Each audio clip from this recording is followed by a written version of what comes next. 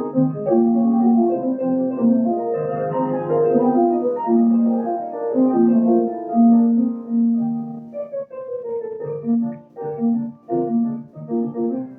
nosso minuto musical é uma polca de Sergei Rachmaninoff, uma peça que parece uma peça de salão, né? Dizem que era uma peça que o pai dele gostava. O pai dele tocava esse estilo de música, né, na Rússia do século XIX. Então ele compôs para o pai, chama Polka de VR, o pai dele. Vamos aqui à nossa temática de hoje. Informações importantes hoje, hein? Começar fazendo um preâmbulo, abordando alguns assuntos. Veja, nenhum país obedeceu e respeitou mais a ordem internacional, as regras do jogo, as instituições criadas aí no pós-Segunda Guerra Mundial, do que a China. Por isso é que os Estados Unidos tanto querem destruir estas instituições. Por exemplo, ONU, Organização Mundial do Comércio, Organização Mundial de Saúde.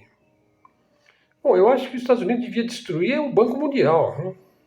O FMI, o Banco de Londres. Eu acho que ele devia começar por aí, entendeu? Nacionalizando o Federal Reserve, né? Que é um banco privado, gerido desde Londres, né? Tem muita coisa aí mal contada, né? Veja, os Estados Unidos não deverão ser sempre o país dominante no mundo. Eles não têm dignidade para isso. A dignidade deles está no pântano agora, né?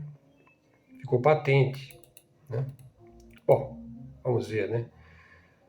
Olha só, pessoal, quem estuda o sionismo, que é uma reforma radical messiânica, escatológica, né, do judaísmo, né? Quem estuda o sionismo sabe que na hipótese do Hamas entregar os 47 reféns, coisa que eu não acredito que vai acontecer, primeiro, Israel mataria os combatentes do Hamas e os próprios reféns na hora da entrega, na hora da troca e na hora do resgate. Basta estudar a diretiva Hannibal. Por que ele faria isso? A fim de acusar os palestinos. Alguma coisa não ia dar certo ali, ou alguma coisa ia sair, alguma coisa não ia dar certo. Segundo ponto, Israel destruiria Gaza, vamos supor que na hipótese de que eles fossem entregues, os reféns. Ele destruiria Gaza ainda mais absolutamente, e com exageros de propaganda, que é o que ele faz de melhor, propaganda, ainda mais grotescos e enganosos. O TikTok revelou o mais cruel genocídio dos tempos modernos. Muito mais cruel do que o Holocausto. Por quê? Porque o Holocausto nazista era rápido e técnico. Era frio, era científico, né? Não tinha grande sofrimento, né? A não ser no fim da guerra, quando eles abandonaram os campos e os judeus, os romenos, os russos, os comunistas ficaram lá entregues às traças, né? Aliás, a doutrina sionista e a doutrina nazista são absolutamente idênticas. Raça pura, povo escolhido. O espaço vital nazista, o Lebensraum, terra prometida, Eretz Israel, né? Apenas que os sionistas são muito mais malignos e calculistas até. É por isso que o Netanyahu e o Trump querem tanto proibir ou comprar, sei lá, o TikTok, né? Por quê? Porque eles estão expostos, né? Basicamente, eles roubaram as terras. Não é de agora, não é no dia 8 de outubro de 2023 que isso aí começou. Não. Eles roubaram as terras de maneira bárbara, belicosa, né, de um outro povo que lá estava desde os tempos bíblicos e que não por acaso, veja, não por acaso são os primitivos cristãos. O verdadeiro povo semita é o povo palestino. algo que os israelenses nunca serão, do ponto de vista genético, eles nunca serão semitas de fato, né? Trata-se de um grande engodo, né? E que cada um de nós, que não sabe a história verdadeira, é cúmplice, né, do maior crime dos tempos modernos. Ignorância e fanatismo geram grandes males. Aliás, o Salim Nasser fez um excelente vídeo aí. Eu recomendo que vocês ouçam, onde ele analisa as falas de Benjamin Netanyahu na ONU. Sobre a fala de Benjamin Netanyahu na ONU, deve-se dizer, veja, não precisa ser nenhum gênio para saber disso, ó. Não houve uma única frase verdadeira. Só as mais abjetas mentiras, messianismo, vitimismo, mendacidade, quer se colocar aí como... Sempre a mesma coisa, o povo escolhido, a terra prometida. Veja, você não fica impune quando você pratica genocídio há mais de um século seguido contra outro povo. Quer dizer, o Netanyahu fica impune, né? Então o Ocidente está degradado, está desonrado, é indigno de liderar o que quer que seja o Ocidente. Pessoal, outro ponto aí, veja, ainda na temática de Lula, tem uma química com o Trump, né? Veja, alguém acha que a turma ideológica do Marco Rubio, né, que é o imperador do Caribe, né, vai vencer a turma financeira do Bessent, lá do Tesouro? Eu não acho que vai. Que a turma do Rubio vai vencer a turma do Bessent, eu não acho. Eu não acho que a ideologia vai vencer, porque a ideologia sempre é um engodo para encobrir o verdadeiro interesse, que é sempre dinheiro, minerais, petróleo, terras raras. Veja, no fim das contas, veja, tarifaço é dinheiro entrando para o Departamento de Comércio da Casa Branca. Por quê? Porque o americano paga mais caro quando ele vai no supermercado, quando ele vai no Walmart, né? A margem de lucro do exportador estrangeiro que compra lá no país dele é menor. Por exemplo, se a gente vai comprar dos Estados Unidos, a gente vai pagar mais caro. Então a nossa margem de lucro é menor. O produto americano fica mais caro para nós, também por causa do tarifaço e por aí vai. Por exemplo, tratores, sei lá, máquinas. Veja, mas tem a enorme pressão lá nos Estados Unidos dos plantadores de soja, dos produtores de carne, de milho, de açúcar. Os produtores de soja, por exemplo, né, os sojados, né, como diz aí o Sylvester Stallone. Veja, o Trump tem de subsidiar esse pessoal, diretamente com a grana dos tarifaços, né? Ou então ele vai ter convulsão social, nível redneck, né? Daí coloca o Joelle, da JBS, né, que tem grandes negócios de carne lá dentro dos Estados Unidos, colocam ele na Casa Branca. Ele foi recebido lá dentro. O Brasil contratou lá um escritório de lobby lá em Washington, né, e conseguiu colocar o Joelle lá dentro, né? Ou ele foi convidado pelo próprio governo para ir lá negociar carne a um preço mais palatável, vamos dizer assim. Veja, o embaixador brasileiro, ele sabia 12 horas antes que haveria o tal esbarrão lá na ONU, a tal química, né? Isso daí está mais para uma arma química, né? Montaram, inclusive, um escritório de trabalho lá dentro da ONU mesmo, naquele mesmo dia. Bom, e não vamos nem falar das terras raras, né? O grande interesse que os Estados Unidos têm, né? Então você junta os pauzinhos, pega varetas, né? E aí o Eduardinho, né, e o seu amigo estelionatário, né, levaram um pito do ex-presidente, que está aguardando aí para saber se ele vai cumprir em casa, na Papuda, se vai cumprir 27 anos, ou 22, ou 2 anos, ninguém sabe direito como é que fica essa palhaçada aí de anistia, essa coisa toda aí, né?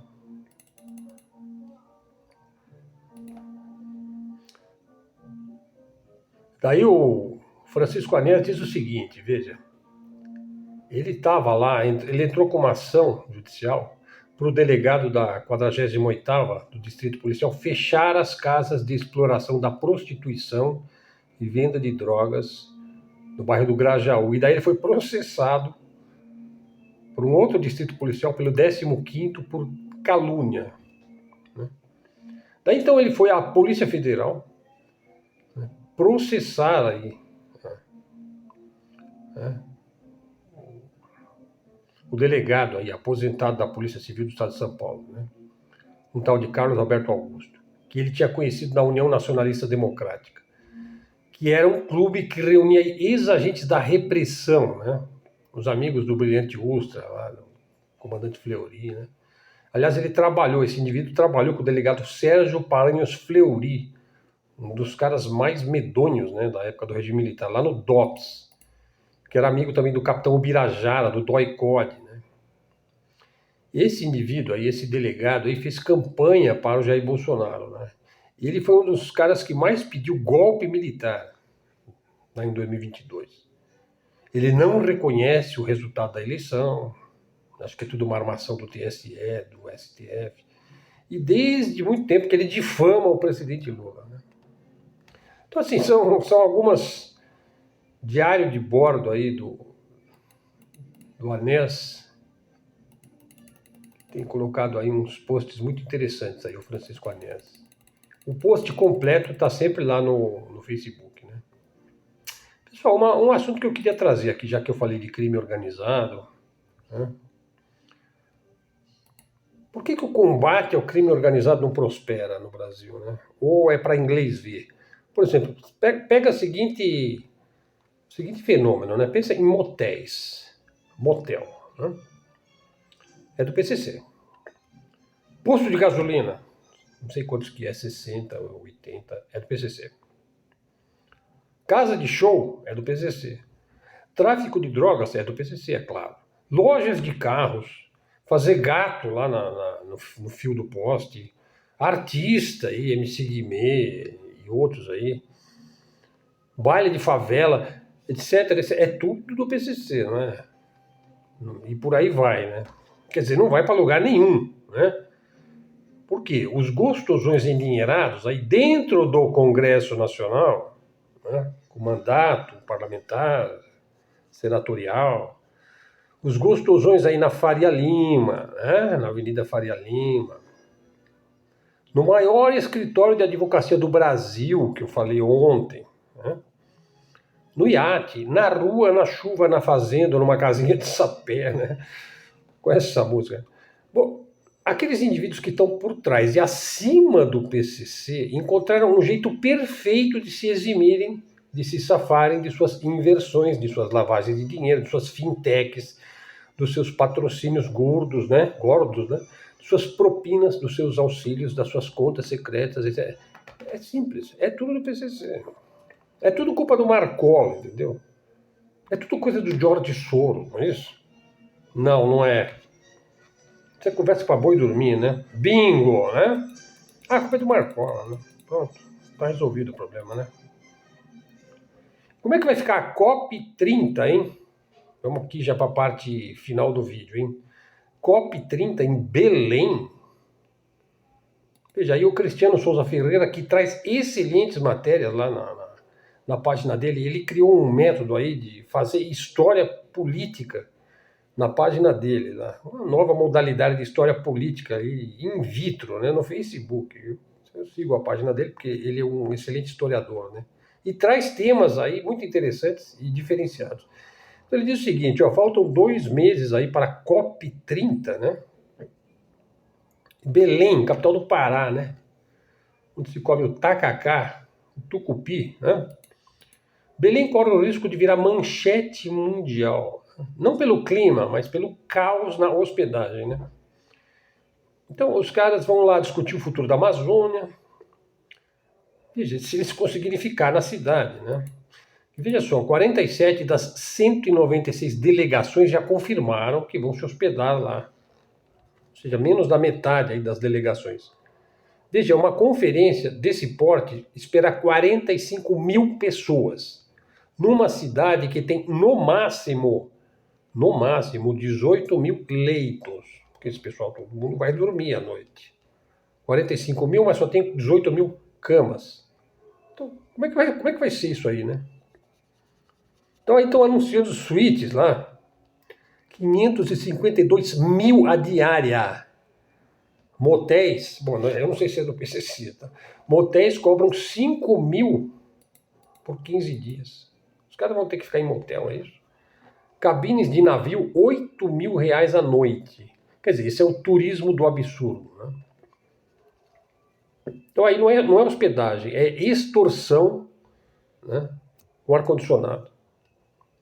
Aí o governo brasileiro falou, olha, ele recusou o pedido da ONU para subsidiar as diárias, né?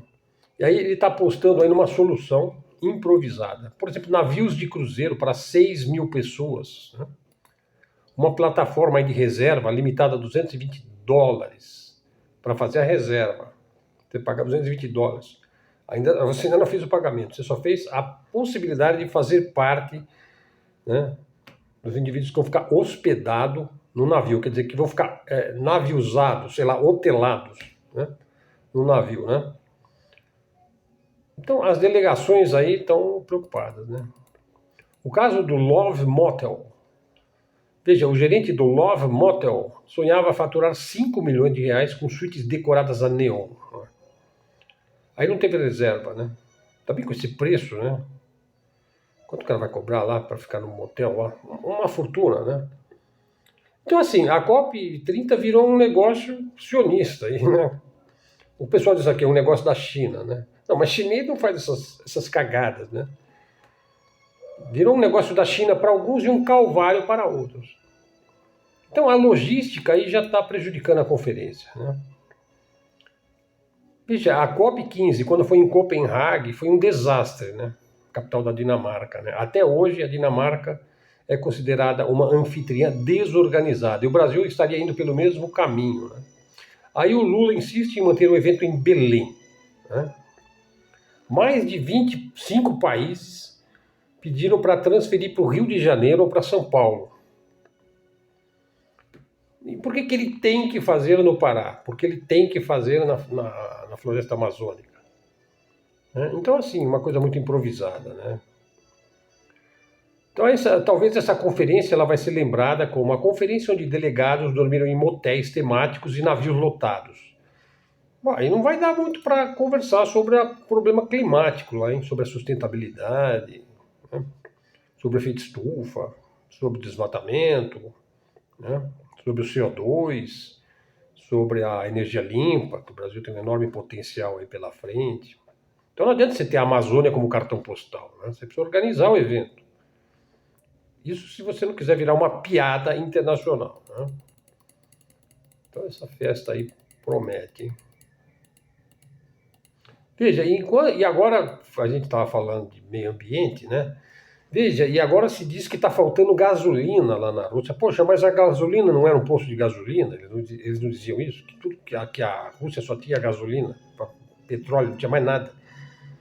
Veja, daí o Trump tenta desesperadamente agora impedir que a Rússia venda petróleo, né? Quer dizer, ele quer matar a exportação de petróleo da Rússia. Aí, detalhe, o Putin agora está mais preocupado em investir em energia nuclear. Veja, o presidente da Federação Russa se encontrou no Kremlin com o diretor-geral da Agência Internacional de Energia Atômica, a AIEA, o Rafael Grossi. E aí estabeleceram lá uma cooperação, né, em todas as áreas, né, para o desenvolvimento de energia, né? Ou seja, a participação russa em projetos que estão fora da Federação Russa, inclusive, né, em questões de segurança nuclear no mundo, né? Veja, antigamente o presidente aí da Federação Russa, né, o Putin, no Fórum Global de Energia Nuclear em Moscou, antigamente não, antes disso daí, né? Ele anunciou o lançamento do primeiro sistema de energia nuclear do mundo com ciclo de combustível fechado. Tecnologia aí de ponta.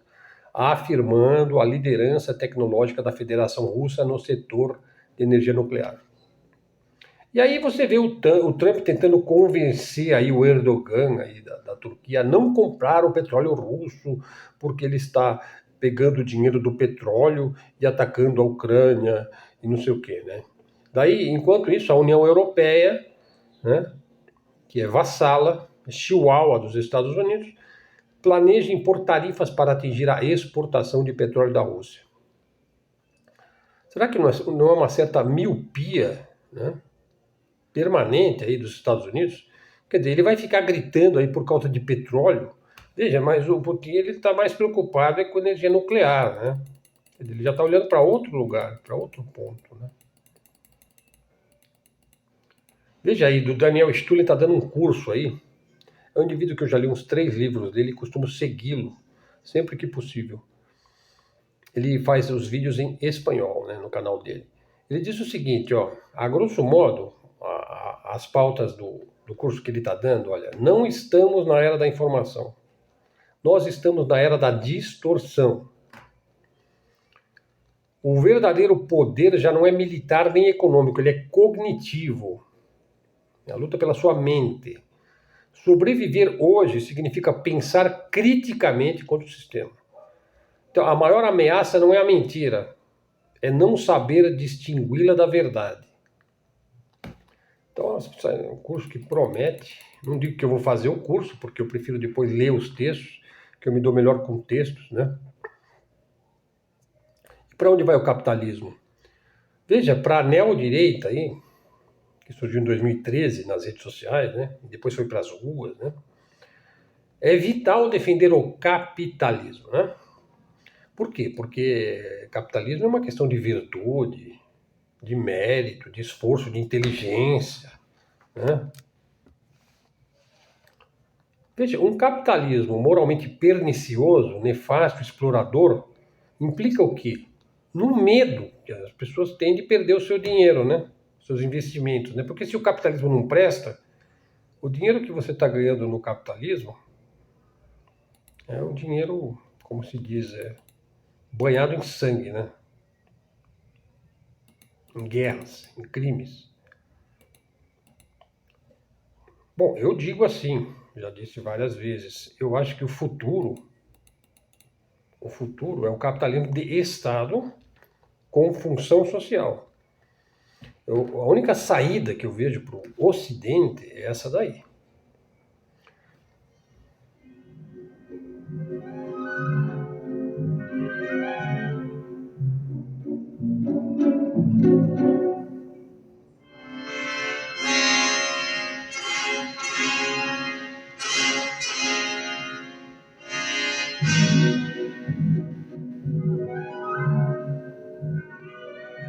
Pessoal, canal Luz no Fim do Túnel, canal da mídia alternativa, da mídia independente, canal de livre expressão e comunicação.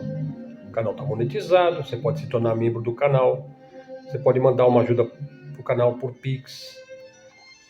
Não esquece de dar um like, hein? Faz um comentário, né?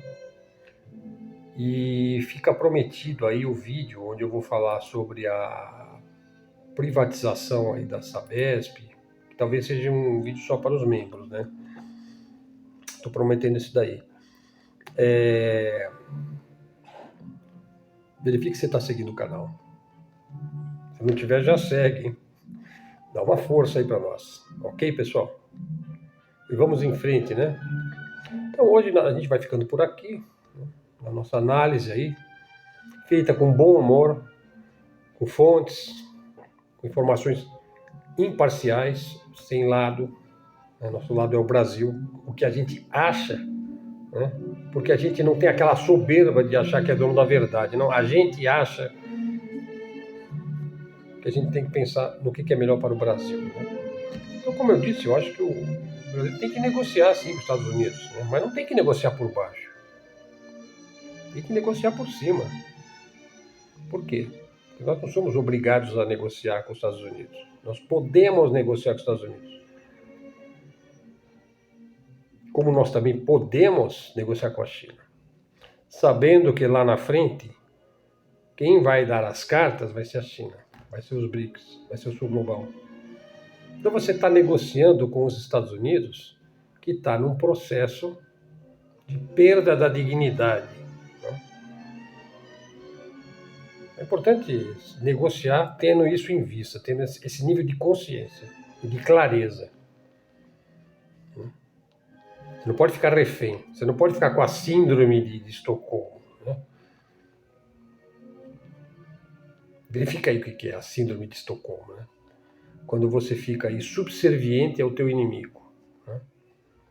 Veja, eu não estou dizendo que eles são nossos inimigos, né? Eu estou dizendo que eles não têm mais nada que investir aqui no Brasil. Né? Eles investiram. Sim, na época do Getúlio Vargas, eles investiram muito aqui. Na época do regime militar, eles investiram muito, mas acabou. Acabou. Eles querem comprar nossas terras raras. Né? E o Lula não pode vender barato isso daí. Tá, ele quer tentar não gastar lá o dinheiro que ele está recolhendo com o tarifaço para pagar os produtores de soja, né? Ele quer que o Brasil volte a vender soja menos, né? Para a China, para que eles possam voltar. Mas eu duvido que a China vai cair nessa esparrela, porque os chineses têm muita experiência com esse tipo de gente. Esse tipo de gente que é mais interesseiro, né, em dinheiro do que no bem-estar de seu próprio povo, que esse que é o ponto. Ficamos aqui então, pessoal. Prestigie o nosso canal, faça o seu comentário, dê o seu parecer, paute aí a nossa agenda de informações aqui e vamos em frente.